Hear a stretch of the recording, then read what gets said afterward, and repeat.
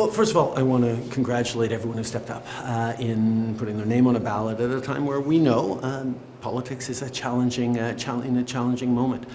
I also want to highlight the thousands upon thousands of volunteers who stepped out, lots for our party, but lots for other parties as well, to show that people are still very much engaged. At the same time, we need people to be more engaged. We need people to understand what's at stake in this upcoming election.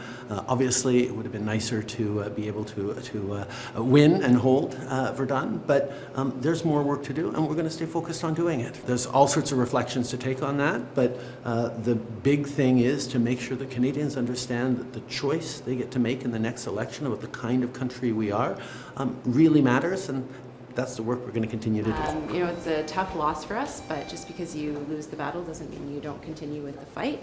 And I think that the next election is going to be very consequential for Canadians. And so we have to do a better job of demonstrating to Canadians what our vision is, what we stand for, and what it is that we're going to do for them moving forward into the future. Trudeau, listen, the first thing I would say is that today, what we need to be, it's not exact. Obviously, it's not what we expected as the outcome.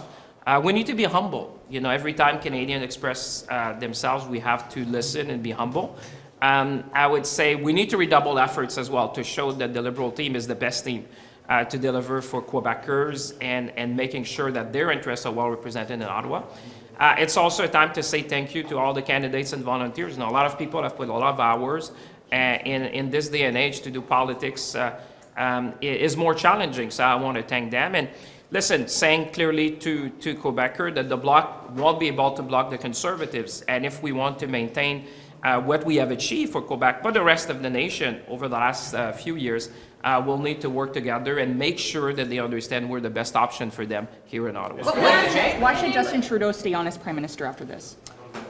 Well, because like I said, I think, you know, what Canadians have told us in many ways, at least what I read from that, is that there's concern, there's anxiety, and I think they're ready for a positive vision of the country. And I think if that's someone who can really inspire Canadians is Justin Trudeau. He's been clear that he's going to be our leader to the next election. We're going to be working with him. We're going to be putting the team. I mean, look at the candidate we have been able to attract. There's a lot of people coming to say, listen, I want to preserve, because the real issue in my view in the next election, in which society you want to live in, who would you trust to give the keys of your house? What you see that we have achieved, you would like to continue. And I think when people are going to be voting, it's not really about asking, what is this vote going to do for me, but what is this vote going to do for our country? And I think when you talk to folks on the street, and trust me, a number of you were with me in the streets, people stopping me all the time and say, you know, Minister, we understand it's not easy, but keep on the good fight. We need someone in our corner to fight. I wish the election result would have been different, and I can say that we have work to do, and we're going to do that work for Montrealers, for Quebecers, and for Canadians. Of course, we heard loud and clear what the results last night. These are not the results that we were looking for.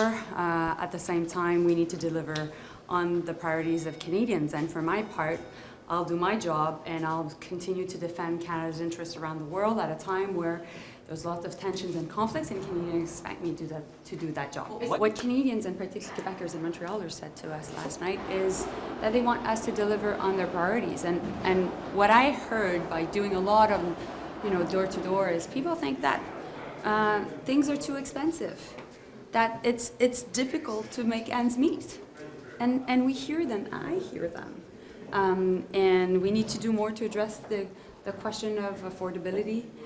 Groceries are too expensive, you know, rent is too expensive, and so we'll have tough conversations.